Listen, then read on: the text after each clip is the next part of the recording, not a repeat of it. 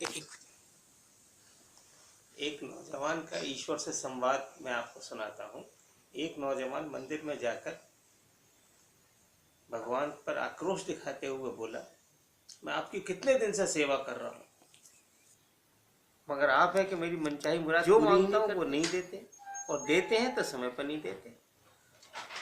मंदिर से वापस जब वो जाते समय उसने अपने कानों में एक आवाज़ सुनी, तो उस आवाज़ देकर पूछा, कहाँ जा रहे हो, क्यों कंफ्यूज्ड हो।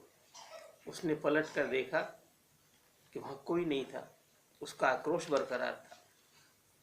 रात में भगवान उसके सपने में आए और पूछा कि अगर तुम शांत हो और मुझसे बात करो, मैं तुमसे कुछ पूछना चाहता हूँ। नौजवान ने कहा, पूछिए पूछिए, क्या पूछना है। भगवान ने पूछा, क्यों परेशान हो।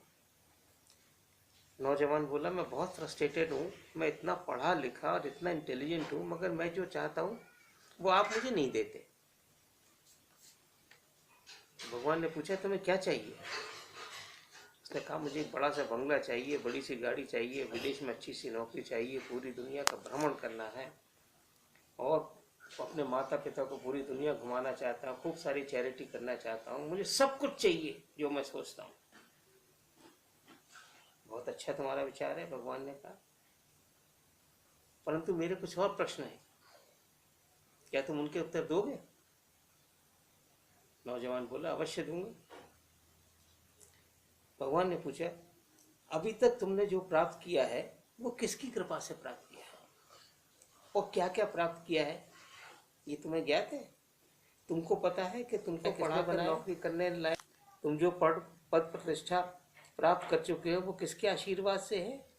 क्या तुम एक लिस्ट उन सब चीज़ों की बना सकते हो जो तुम्हें अब तक पैदा होने के बाद से प्राप्त हुई है, और उनके प्राप्त करने में तुम्हारे अलावा किस किस का योगदान है। नौजवान बोला, भगवान, मैं मानता हूँ आपकी कृपा से ही सब कुछ मुझे प्राप्त हुआ है, मगर इसमें मेरी भी कठिन मेहनत शामिल है, और इसके अतिरिक्त मेरे माता पिता, मेरे भाई बहन, मेरे मित्र व समाज की भी कुछ कुछ योगदान है। भगवान ने कहा, धन्यवाद, तुमने औरों के कंट्रीब्यूशन को भी याद किया। अब मेरा प्रश्न है कि तुम कुछ और चाहते हो, यानी कि मेरा अब तक का दिया हुआ तुम्हें कम लग रहा है, जबकि मेरे लिहाज से ये तुम्हारे और तुम्हारे परिवार के लिए काफ़ी है। फिर भी अगर तुमको कुछ और चाहिए तो उसकी तुम्हें कुछ कीमत चुकानी पड़ेगी।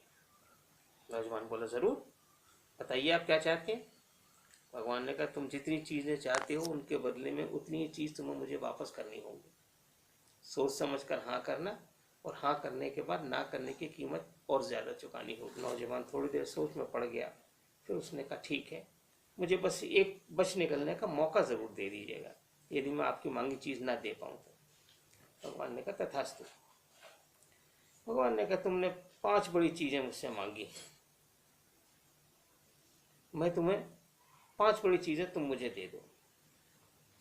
तुमको मैंने शरीर में कुछ अंग दो दो यानी एक एक स्टैंड बाई दिए हैं, कान, आँख, हाथ, पैर और किडनी, तुम इसमें से एक एक मुझे दे दो। नौजवान ने बोला, अरे महाराज, आप तो मजाक करने लगे, ये सब मैं आपको दे दूंगा तो उन चीज़ों का भोग कैसे करूंगा जो मैंने आपसे मांगी है और आपने मुझे अब तक दी है। भगवान ने कहा, तो ये सब एक एक छोड़ दो यार, फिर इसमें चिंता की क्या बात है, ये सब दो दो है तुम्हारे पास, मैंने एक एक छोड़ दिया, तुम जीवित रहोगे, मांगे हुए सारे सुख भोगोगे जो तुमने मांगे हैं। थोड़ा सोच में पड़ गया नौजवान, बोला, भगवान, इसकी कीमत पर तो मुझे नहीं चाहिए, तो फिर क्या कीमत चुका सकते हो ये बताओ। इस पर भी उसका उत्तर उसके पास नहीं था, क्योंकि वो सब कैसे प्राप्त करे बिना कोई कीमत चुकाए। अंत में भगवान से बोला कि फिर आप ऐसा करिए, कोई ऐसा रास्ता बताइए जिससे मैं खुश रहूं, खुश रह सकूं और परिवार में भी सदैव एक खुशनुमा माहौल बनाए रखूं। भगवान ने समझाया कि ध्यान से सुनो, अपने कर्मों के कर्ता तुम हो, तुम ही भाग्य विधाता हो। वर्तमान के कर्म व पूर्व जन्म के कर्म ही हमारे वर्तमान में सुशोभित करते हैं। पूर्व जन्म के कर्म हमें नहीं पता, परंतु वर्तमान के कर्म पर हमारा कंट्रोल है। आज कर्म अच्छा करो, कल भगवान अवश्य तुम्हें देंगे जिससे व्यक्ति का भला हो। भगवान हमारे जीवन को बहुत बड़े कैनवस पर देखते हैं और हम अपने जीवन को छोटे कैनवस पर देखते हैं। हम केवल कुछ ही दूर तक का देख पाते हैं, जबकि भगवान बहुत दूर तक। इसके लिए मैं एक उदाहरण देना चाहूँगा। रामचरितमानस में जब नारद जी ने एक सुंदर रूप वाली लक्ष्मी जी से को देखा था, उनसे विवाह करना चाहा था और हरि के पास जाकर कहा था कि अपना रूप मुझे दे दो जिससे मैं उस सुंदरी से विवाह कर सकूं। तो भगवान हरि ने क्या कहा था, जेहि विधि होए नाथ हित तोरो करम सुबेग दास मैं तोरा। जिसमें आपका हित होगा मैं आपको वही दूंगा। उनका हित इसमें नहीं था कि वो सुंदरी से विवाह करें, उनका हित इसमें था कि वो नारद जी को जो वरदान प्राप्त था विवाह ना करें। तो इसलिए ईश्वर हमको वो देता है जिसमें हमारा भला होता है। कई बार हम अपने हिसाब से ये सोच नहीं पाते कि ये जो हमको मिला है ये हमको कम है या क्या। तो भविष्य में इस बात का ध्यान रखें कि तुमको यही करते रहो, मेहनत करते रहो। फल जो मिल रहा है और जो मिलेगा वो अच्छा है और अच्छा ही रहेगा। शायद